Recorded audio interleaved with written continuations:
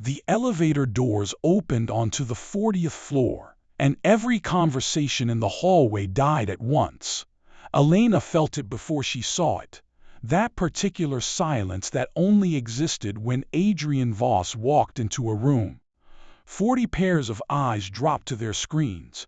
Someone's coffee cup froze halfway to their mouth, and Adrian himself stood there, unmoving, his gaze locked on her shoulders, on the jacket draped over them, not his jacket, someone else's.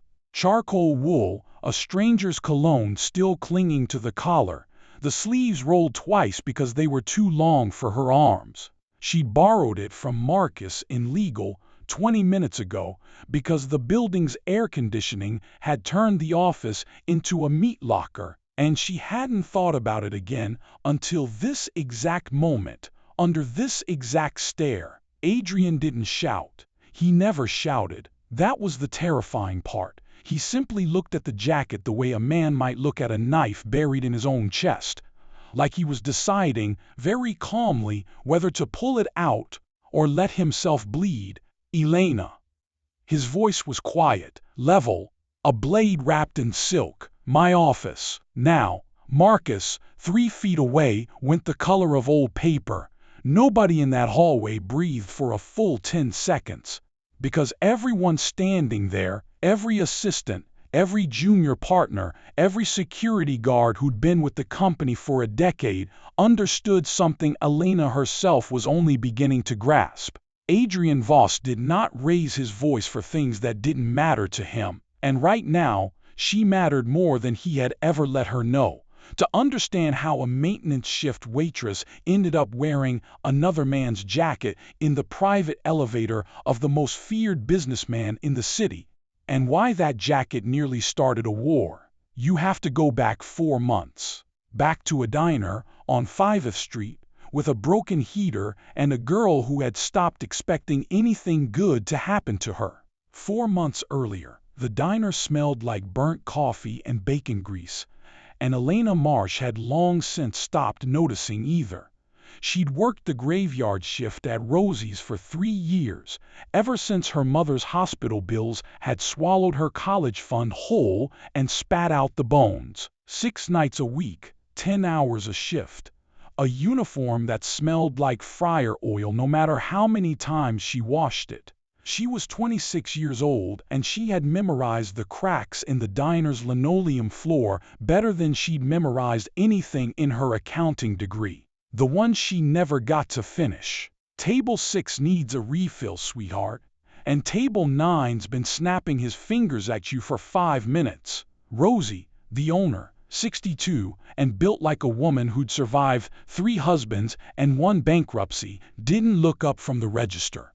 On it, Elena grabbed the coffee pot. Her hands had the particular steadiness of someone who'd learned not to spill things a long time ago. Not coffee, not tears, not complaints. She poured for Table 6, an elderly couple who tipped in exact change and always said thank you, and moved to Table 9.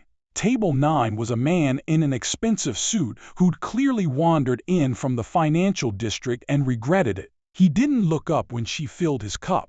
This coffee's cold, he said. It wasn't. She'd poured it 40 seconds ago. But she smiled anyway.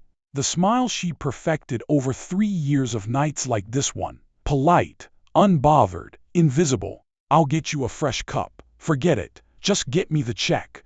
He was already pulling out his phone, already done looking at her, already forgetting she existed. That was the thing about being a waitress in a diner like Rosie's. You learned that most people looked through you, not at you.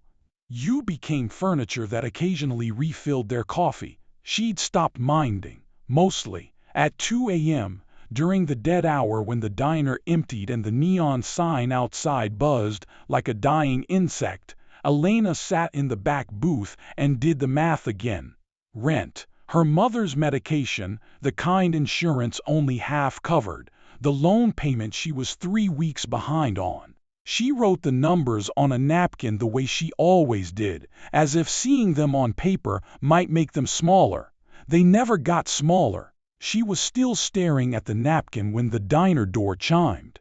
A man walked in alone. and something about the way he entered made Elena's skin prickle before her mind caught up.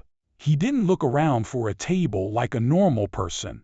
He scanned the room once, door, windows, exits, her, and then chose the booth with his back to the wall, facing the entrance.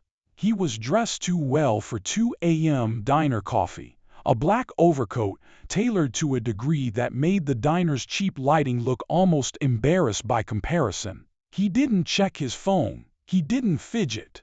He simply sat, motionless, radiating a kind of stillness that felt less like calm and more like a held breath. Elena grabbed a menu and approached, professional smile already sliding into place. "Welcome to Rosie's.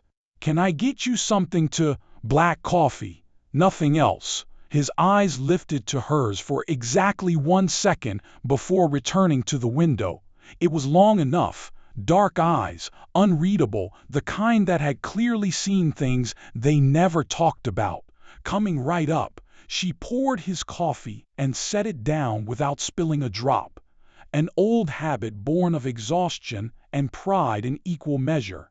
He didn't thank her. He didn't ignore her either. He simply watched her hands as she poured, and then watched her face, briefly, like he was cataloging something. "You've been crying," he said. Elena froze, coffee pot still tilted slightly in her hand. "Excuse me?"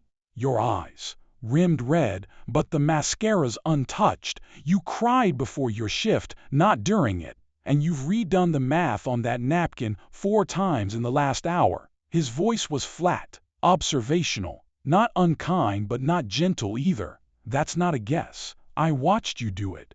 She should have been offended. Instead, she felt strangely exposed, like someone had finally looked directly at her after 3 years of being looked through. "You always analyze waitresses like a case file?" Something flickered at the corner of his mouth, not quite a smile. "Only the ones who don't complain about cold coffee that isn't cold." She hadn't realized he'd noticed that exchange with Table 9. She glanced toward the counter, suddenly aware of how tired she must look, how threadbare her uniform was at the collar. "Rough month," she admitted, because it was easier than pretending otherwise to a stranger she'd never see again. "Rough few years, honestly." "What's the number?" "What?" "On the napkin. What's the number you keep failing to make smaller?" She almost laughed. "Almost. That's morning. I'm a strange man." He said it without humor, like a simple fact, the way someone might say, "I have brown eyes," or "I don't sleep much." "What's the number?" Something about his stillness made the truth come easier than it should have. 4,200. Give or take. He didn't react. He drank his coffee, set the cup down with exact precision, and said nothing else about it. When he left 20 minutes later, he placed $200 beside his coffee cup for a $4 coffee, and was gone before she could tell him he'd made a mistake. She ran outside with the bill in her hand. But the street was empty, except for a black car pulling away, its taillights disappearing around the corner like they belonged to a ghost. "Who was that?" Rosie asked, when Elena walked back in, still holding the $200 like it might combust. "I have no idea." She would learn his name 3 days later, and it would change everything she thought she understood about the world. His name was Adrian Voss, and Elena learned it from a newspaper someone had left on the counter. A business section article about Voss Holdings acquiring a struggling shipping conglomerate, complete with a photograph of the man himself standing outside a courthouse in the same black overcoat, flanked by 2 men whose posture screamed bodyguard, even to someone with no experience reading danger. "You know him?" Rosie asked, following Elena's stare. "He came in the other night. Left an enormous tip for a cup of coffee." Rosie's eyebrows shot up so fast they nearly left her face. "Adrian Voss came into my diner. You know who he is?" "Sweetheart, everyone in this city knows who he is, or knows of him. Man owns half the buildings downtown, sits on more boards than God, and every politician in this state owes him a favor they'll never admit to." Rosie lowered her voice, glancing at the door like the walls themselves might report back to him. There's also talk about what's underneath the businesses. The kind of talk you don't repeat too loud. What kind of talk?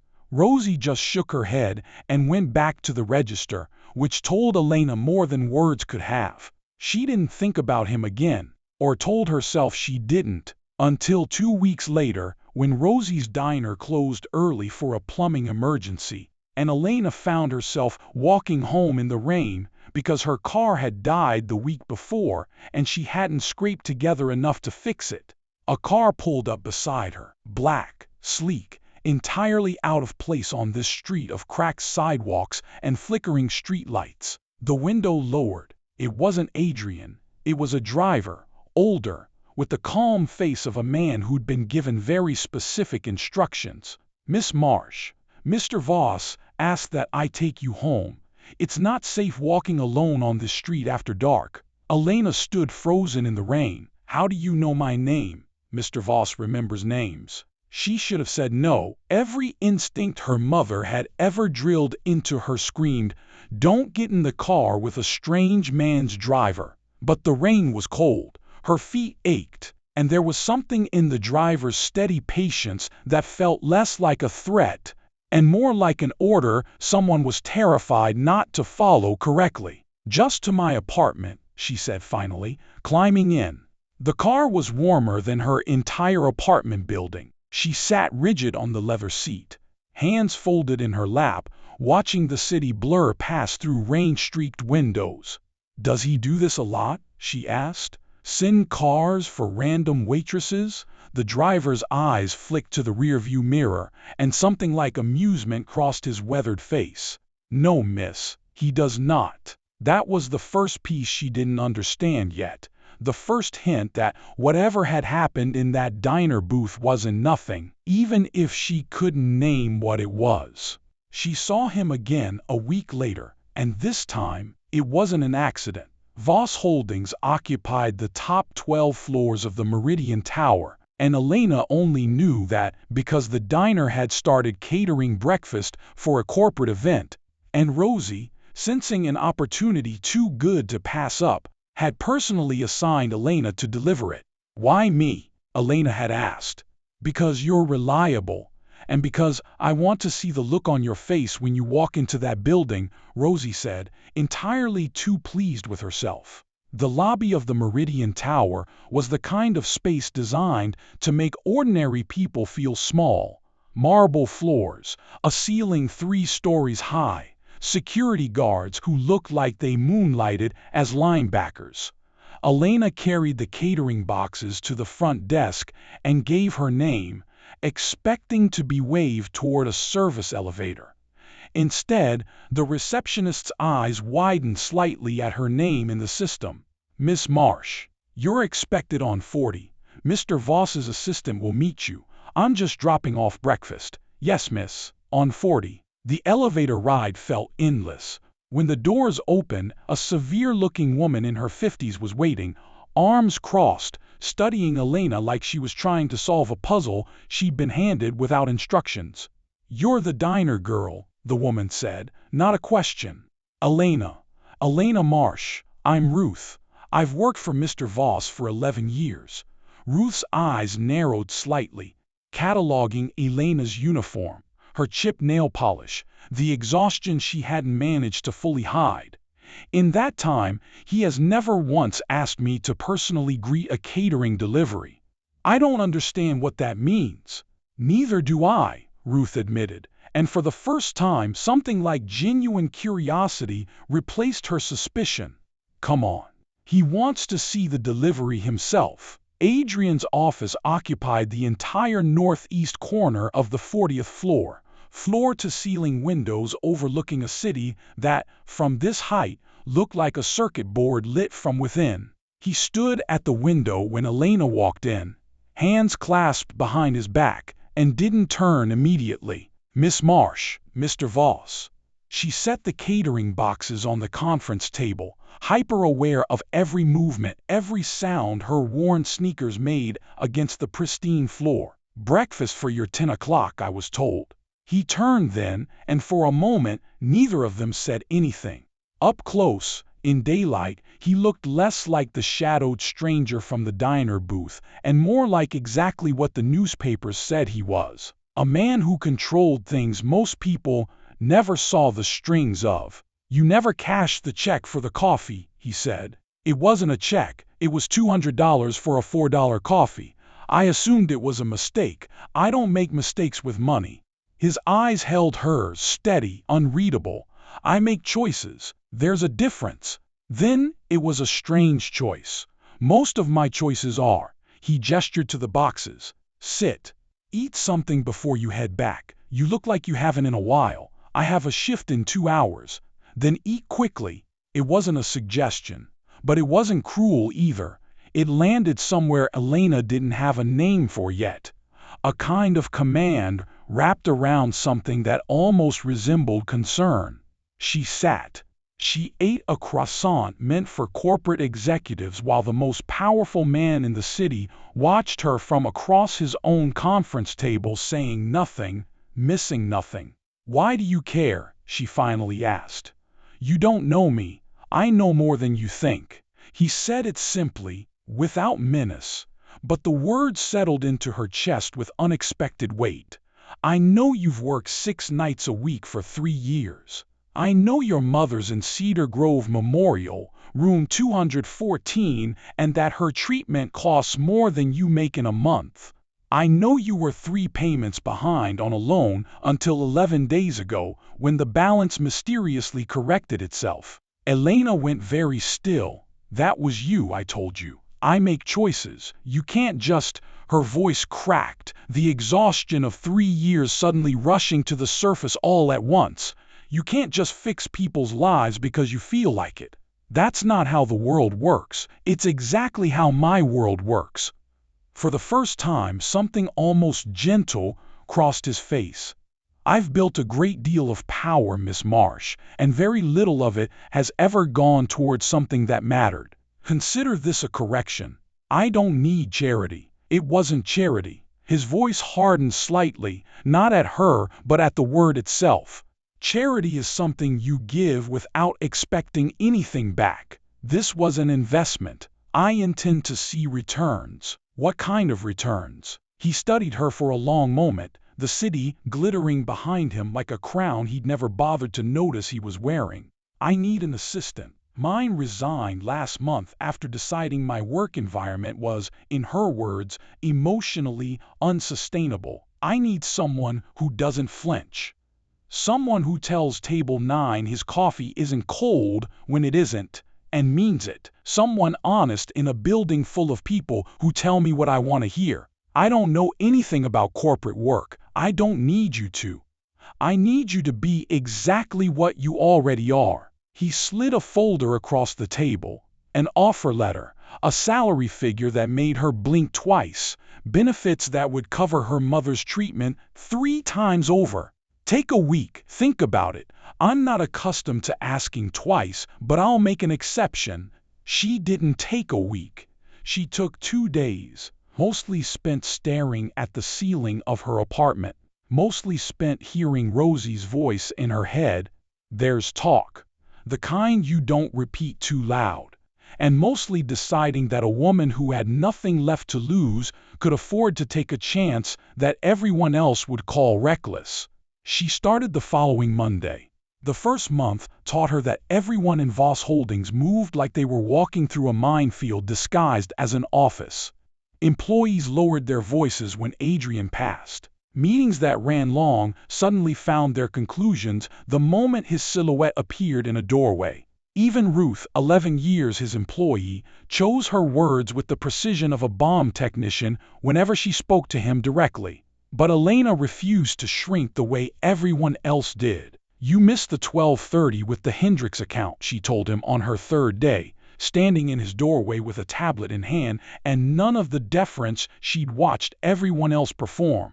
I was aware. They flew in from Chicago. I'm aware of that too. They're going to think you don't respect their time. He looked up from his desk, something unreadable passing behind his eyes. And what do you think, Miss Marsh? I think you're avoiding them because their last proposal was insulting and you didn't want to say so to their faces, which means you're being polite instead of honest, which isn't like the man who told me my cold coffee wasn't cold." Silence stretched between them. Elena felt her pulse in her throat, certain she'd overstepped in a way that would end her employment before it truly began. Instead, Adrian leaned back in his chair. And for the first time since she'd known him, he laughed. Quiet, brief, but real. "Reschedule them for tomorrow," he said. "Tell them I expect a revised proposal, or don't bother coming." "That's not very diplomatic. I don't pay you to be diplomatic. I have a legal team for that." He returned to his work, but something in the room had shifted. Some invisible wall lowered by an inch. "I pay you to be honest. Keep doing that." She did. Every day, a little more. She learned the rhythm of his silences, the ones that meant he was thinking, the ones that meant he was furious, the rare ones that meant he was, against every instinct in his body, amused. She learned that he skipped meals when he was stressed, that he never raised his voice because he'd learned long ago that quiet was more effective than shouting, that beneath the empire and the fear he commanded, there was a man who had built walls so thick he'd nearly forgotten what it felt like to let someone see over them. And slowly, without either of them naming it, he began letting her see over them anyway. The hints of his other world came slowly, in fragments she wasn't meant to notice but couldn't help seeing. The way certain visitors were escorted through a private entrance that didn't appear on any building directory. The way Ruth once mentioned, in passing, a man named Dmitry Kolev with a tone that made the temperature in the room drop 10 degrees. The way Adrian's phone rang sometimes at 3 a.m., and he'd step into a private room and return with his jaw tighter than before, never explaining, and Elena never asking. The way, once, she'd walked into his office to find two men in suits standing at attention, and one of them had a healing bruise along his jaw, and Adrian had said only 3 words, "It's handled, leave." And the man had left so quickly he'd nearly tripped over his own feet. Who was that? She'd asked afterward.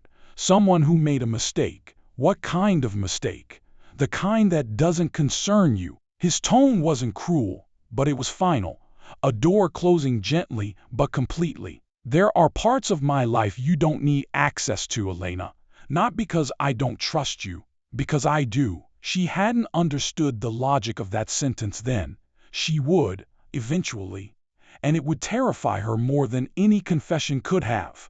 For now, she simply nodded and filed the moment away with all the others, the bodyguards who weren't called bodyguards, the deference from men who feared nothing else in the world, the quiet phone calls, the absolute unshakable obedience he commanded from everyone except her. She didn't know yet that his world had a name. She would learn it the night everything nearly fell apart. The threat. His name was Trent Callahan, and he found her 3 months into her new job, standing outside a coffee shop 2 blocks from Voss Holdings during her lunch break. Elena hadn't seen him in 2 years. Not since the relationship that had ended with him screaming that she was worthless, that she'd never amount to anything, that no one would ever want a woman as plain and unremarkable as her. She'd spent months rebuilding herself after that, brick by brick, and seeing him now felt like watching a demolition crew arrive uninvited. "Well, look at you," Trent said, blocking her path with the easy confidence of a man who'd never once considered that a door might close on him. "Corporate badge and everything. Voss Holdings, huh? Didn't know they hired waitresses. Move, Trent. That's not very nice. I came all this way." His eyes traveled over her in a way that made her skin crawl, cataloging, assessing, the same way he used to before every fight that ended with her crying alone in a bathroom. "Heard you're Voss's little assistant now. Heard he's real generous with his favors. Get out of my way." "Or what?" He stepped closer, close enough that she could smell the alcohol on his breath despite the early hour. You gonna cry? Run to your rich boss? Everyone knows what he really is, Elena. Everyone knows what happens to people who cross him. You think a man like that actually wants someone like you? You're a project to him, a charity case with a pretty enough face to keep around until he gets bored.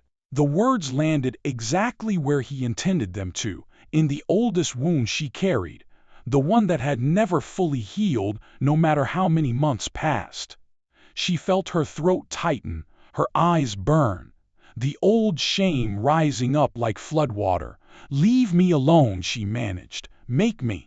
He grabbed her wrist hard enough to bruise, hard enough that the coffee shop's window reflected a scene that looked exactly like every nightmare she'd tried to forget.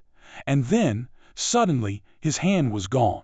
Elena blinked and realized someone had stepped between them. Someone tall, dressed in black, whose face she didn't recognize, but whose presence radiated the exact stillness she'd learned to associate with people who worked for Adrian.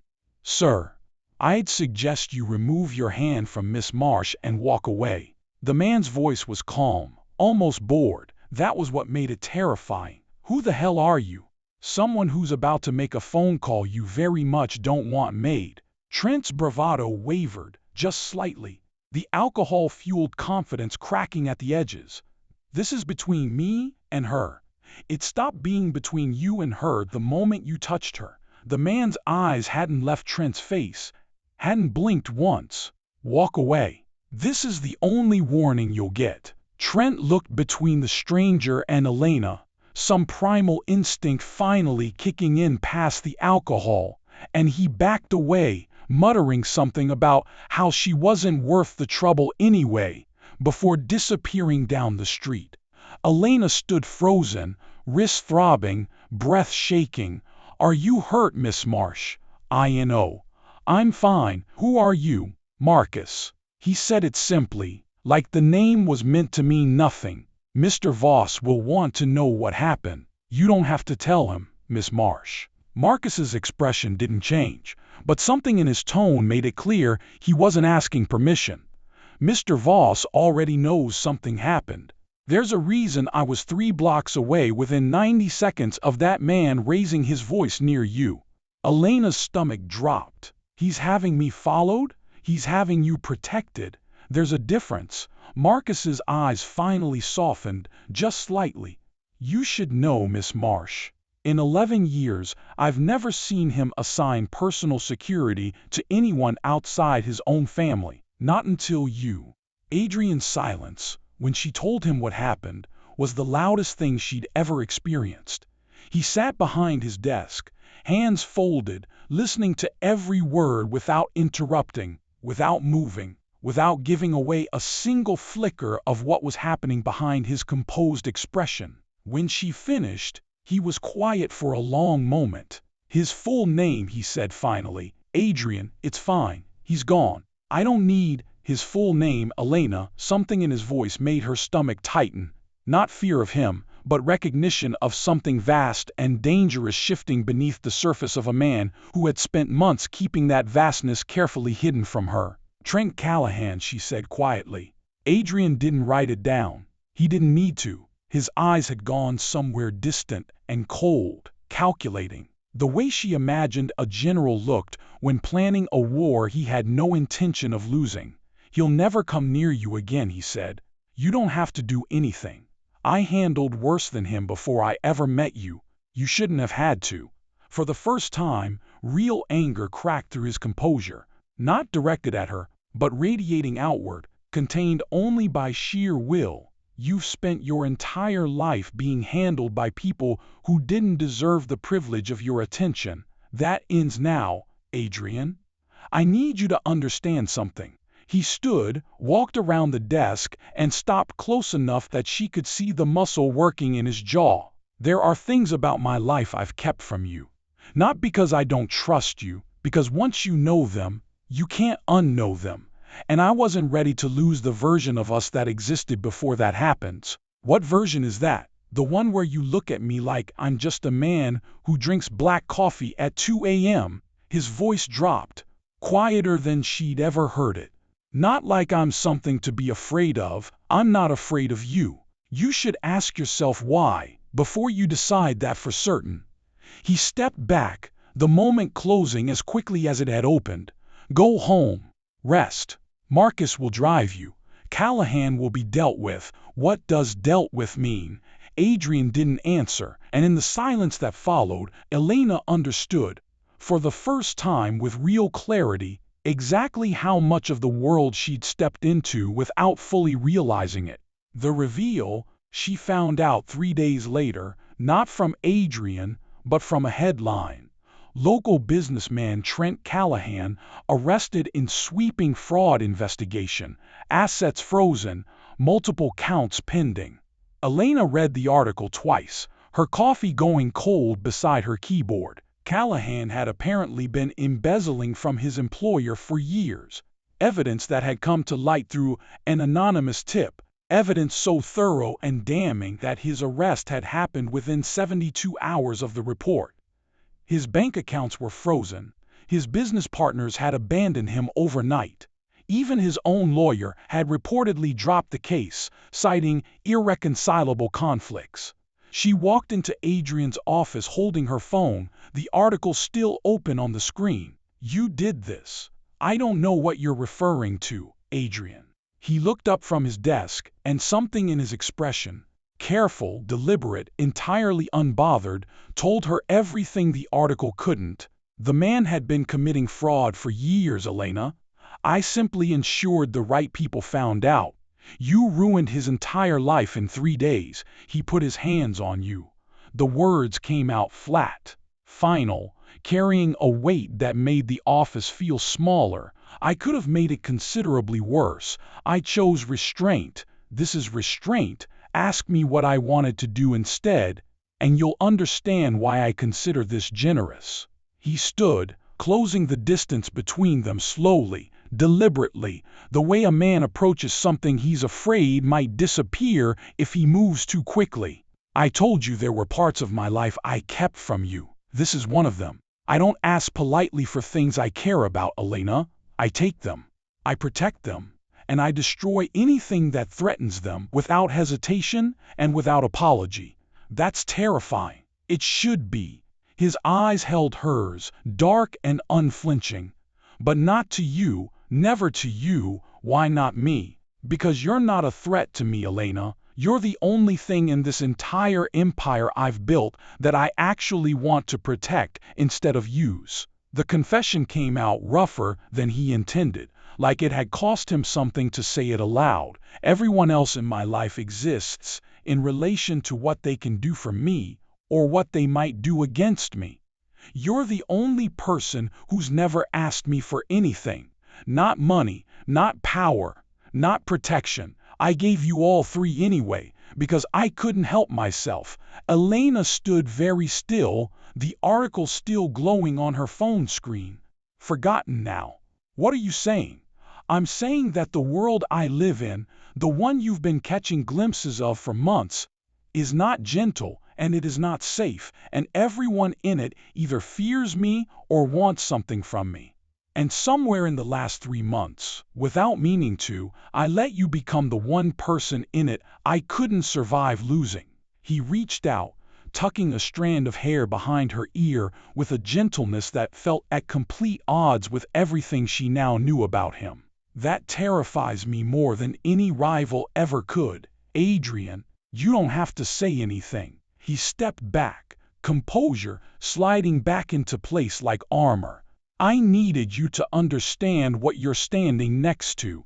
If you want to walk away, I won't stop you. I won't have you followed. I won't ruin anyone's life to bring you back, but I needed you to know the truth before you decided. Elena looked at him, this man who commanded fear from grown men twice his size, who had dismantled another man's entire existence in 72 hours without raising his voice once, who was standing in front of her, now looking more uncertain than she'd ever seen him. I'm not walking away, she said quietly. Something shifted behind his eyes, relief, disbelief, a hope he clearly hadn't let himself feel in a very long time. You should think about that more carefully. I have thought about it every day for the last 3 months, actually, since the night you left $200 for a $4 coffee and didn't wait around for a thank you. She stepped closer, closing the distance he'd created. I've spent my whole life being invisible to people who didn't matter. You're the first person who ever looked at me like I mattered before you knew anything about what I could do for you. Elena, I'm scared, she admitted, of your world, of what it means to stand next to someone like you, but I'm not scared of you, Adrian. I never have been. He kissed her then, finally, after 3 months of carefully maintained distance, of stolen glances neither acknowledged, of a tension that had built quietly beneath every conversation they'd ever had. It wasn't gentle. It was the kiss of a man who had spent his entire life controlling everything around him except her, and had finally stopped trying. When they broke apart, he rested his forehead against hers, breathing unsteady for the first time since she'd known him. I need you to understand something else, he said quietly. What? Now that you know what I am, and now that you're mine, the world is going to test that. People will come for you to get to me. My enemies will see you as a weakness to exploit. His hand found hers, fingers lacing together with a possessiveness that should have frightened her and instead felt like coming home. I will burn this entire city to the ground before I let anyone touch you again. She believed him completely. The twist. The trouble started 2 weeks later, in the form of a woman Elena had never met. Her name was Adrian Voss, and she arrived at the Meridian Tower unannounced, dressed in black, flanked by 2 men who moved with the same predatory stillness Elena had come to associate with Adrian's world. Ruth's face went pale the moment Isabel stepped off the elevator. Who is she? Elena asked quietly. Adrian's aunt, Ruth said, voice barely above a whisper. His father's sister. She hasn't set foot in this building in 6 years, not since the will was contested. What will? Ruth didn't answer, because Isabel was already walking toward Adrian's office, and the entire 40th floor seemed to hold its breath as she passed. Adrian met her at the door, his expression carefully neutral in a way Elena had learned meant he was furious beneath the surface. Isabel, nephew. Her eyes flicked to Elena, cataloging her with the same cold precision Elena had seen Adrian use 100 times. This must be the girl everyone's talking about. Elena, this is my aunt. Isabel, this is Elena. She was just leaving. Actually, I'd like her to stay. Isabel's smile was thin, sharp at the edges. What I have to say concerns her as much as it concerns you. She sat without being invited, and Adrian's jaw tightened in a way that told Elena this conversation had been a long time coming, one he'd been dreading. Your father's will, Isabel began, specified that control of the Voss organization would pass to you only under the condition that you produced a legitimate heir by your 35th birthday. A condition, I might add, that you've conveniently ignored for the last 4 years. I'm aware of the terms of my father's will, Isabel. I don't need a reminder. You turn 35 in 6 weeks. Isabel's gaze slid to Elena again, assessing, calculating. And suddenly, there's a woman in your life the entire organization is talking about. How convenient. Elena has nothing to do with the will, doesn't she? Isabel's smile sharpened further. Because if you fail to meet your father's condition, control passes to me, as the next living relative, and I intend to make very certain that happens, nephew. I've spent 6 years waiting for you to fail. I don't intend to wait much longer. Elena felt the floor shift beneath her, the pieces of the last 3 months rearranging themselves into a picture she hadn't seen coming. Adrian, is this why you... No. His voice was sharp, immediate, cutting off the doubt before it could fully form. Elena, look at me. This has nothing to do with why I brought you into my life. I didn't know about any deadline 4 months ago in that diner. I didn't calculate anything. I saw a woman doing math on a napkin at 2 a.m., and I couldn't stop thinking about her. But now that deadline exists, and I'm standing right here, and it looks, I don't care how it looks. He turned to Isabel, something dangerous settling into his expression, the mask of civility finally slipping away entirely. You've spent 6 years waiting for me to fail, Isabel. You're going to spend the rest of your life disappointed. We'll see. Isabel rose, smoothing her coat with unhurried precision. 6 weeks, nephew. The board is already asking questions. I'd suggest you decide quickly whether this girl is worth the empire you'd be handing me. She left without another word, and the silence she left behind felt like the eye of a storm. Adrian. Elena's voice shook. Tell me the truth, all of it. He told her everything, the will, the deadline, the years of pressure from a board that wanted an heir before they wanted a leader, the family war that had been simmering since his father's death, waiting for exactly this kind of opening.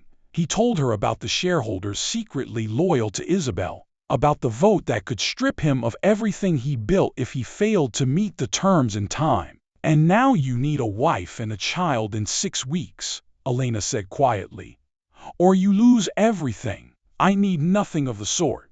His hands framed her face, forcing her to meet his eyes. I refuse to turn what exists between us into a transaction to satisfy my father's outdated demands. If Isabel takes the company, she takes the company.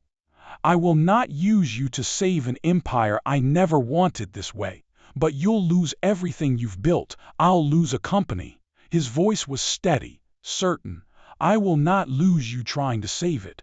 Elena felt tears burn in her eyes, not from fear this time, but from something closer to disbelief that a man who commanded such vast power would choose to surrender it rather than turn her into a means to an end. There has to be another way, she said. There might be. Something calculating entered his expression, the businessman replacing the lover for just a moment. But it will mean exposing things about Isabel that I've kept quiet for years, things that will end her completely. The moment they come to light, then do it.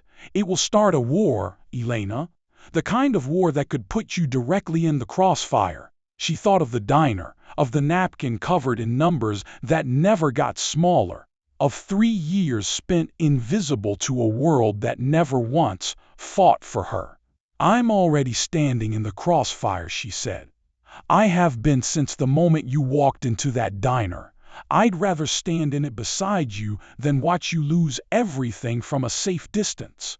Something in his face broke open, relief, love, the particular vulnerability of a man who had never let anyone choose him back before. Then let's burn her world down, he said quietly. Together. The final showdown. The board meeting was scheduled for a Friday morning, 6 weeks to the day since Isabel's ultimatum, in a room on the 40th floor with a view of the entire city stretched out beneath tall glass windows like a kingdom waiting to change hands.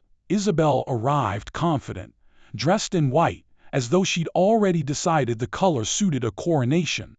Her lawyer sat beside her, documents prepared. The board members shifting uncomfortably in their seats, sensing the shift in power about to occur. Shall we begin? Isabel said, smiling at Adrian like a woman who had already won. Or would you prefer to simply hand over the keys now and save us all the theater? Actually, Adrian said, there's something the board should see before we proceed.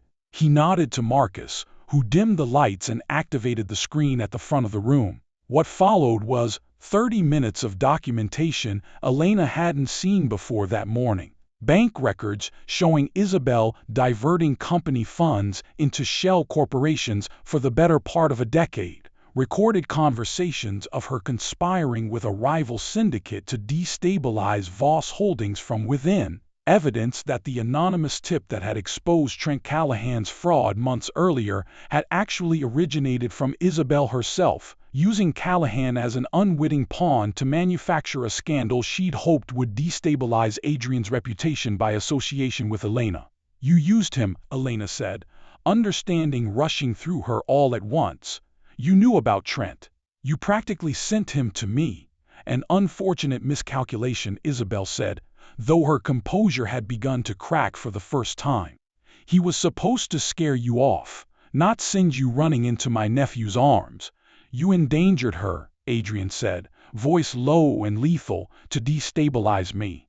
You've spent 6 years attacking everything I've built, and you nearly used my own family history to cost me the person I love most." The word love landed in the room like a gunshot, and for a moment even Isabel seemed too stunned to respond. "This is fabricated," she said finally, but her voice had lost its certainty. "Manufactured evidence to protect your position. Every document has been independently verified by an outside audit firm the board itself commissioned 2 weeks ago, at my request." Adrian's voice remained perfectly level, the calm of a man who had already won and simply hadn't announced it yet. "You should have remembered, Isabel. I don't make mistakes with information, I make choices." The board's reaction was immediate and unanimous. Within the hour, Isabel's position was stripped entirely, her legal exposure severe enough that her lawyer quietly excused himself before the meeting had even concluded. She left the building the way she'd arrived, flanked by men who moved like shadows, except this time her spine had lost its certainty, and the eyes that followed her through the lobby held no fear at all, only quiet satisfaction. "It's over," Adrian said, once the room had emptied, once it was just the two of them standing at the window overlooking the city that was now, unquestionably, entirely his. "Is it?" Elena asked. The will requires nothing I'm not already planning to give." He turned to her, something soft, replacing the coldness he'd worn like armor throughout the entire confrontation. "I told you I wouldn't use you to satisfy an old man's demands. I meant it. But I've also spent every day for the last 4 months wanting to ask you something, and I refuse to let my father's ultimatum be the reason I finally do it." He knelt, and Elena's hand flew to her mouth as the 40th floor. The board members still lingering in the hallway, even Ruth by the door, all seemed to hold their breath at once. "Elena Marsh, you walked into my life covered in diner grease and exhaustion, and you never once asked me for anything, and somewhere in that quiet, stubborn honesty, you became the only thing in this entire empire I actually wanted to keep." He opened a small box, a ring inside that caught the morning light. "Marry me, not because of a deadline, not because of an empire, because I cannot imagine another version of my life that doesn't have you standing in the middle of it." Elena's answer came without hesitation, without doubt, 4 months of invisibility dissolving into a single word that felt like the truest thing she'd ever said. "Yes." Resolution. 6 months later, Elena stood in the same diner on 5th Street, though this time she wasn't wearing an apron. Rosie had insisted on catering the small, private reception herself, refusing any payment, tears in her eyes the entire time. "Can't believe my best waitress is marrying the most feared man in the city," Rosie said, hugging her tightly. "Told you good things happen to people who don't spill the coffee. You never told me that. I'm telling you now." Adrian found her by the window later that evening, the same booth where they'd first spoken, and slid into the seat across from her the way he had that first night. "Regrets?" he asked. "About marrying a man who owns half the city and terrifies grown executives with a single glance?" She smiled, threading her fingers through his. "None at all. Isabel's case goes to trial next month. I know, Trent Callahan's out of prison incidentally. Learned his lesson apparently. Moved to another state, wants nothing to do with any of this anymore. Good."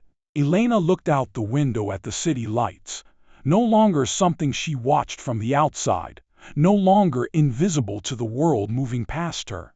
I don't need him gone. I just needed to stop being afraid of him. And I am. Completely. You were never invisible, you know, Adrian said quietly, watching her the way he had that first night, like he was cataloging something precious. I saw you the moment I walked in. Everyone else looked through you. I couldn't look away. Why? Because you were the only honest thing in a world full of people telling me what I wanted to hear. He lifted her hand, pressing a kiss to her knuckles, the ring on her finger catching the diner's flickering neon light. I built an empire out of control and fear, Elena.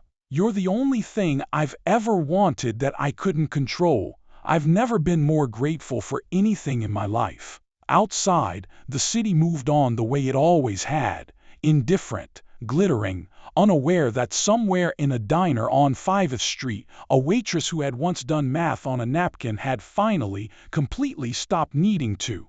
She wasn't invisible anymore. She was queen of an empire she never asked for, standing beside a man who would burn the world down before he let anyone make her feel small again. And for the first time in longer than she could remember, the numbers didn't matter anymore. Only this did. What did you think of Elena and Adrian's story? Which scene hit you the hardest?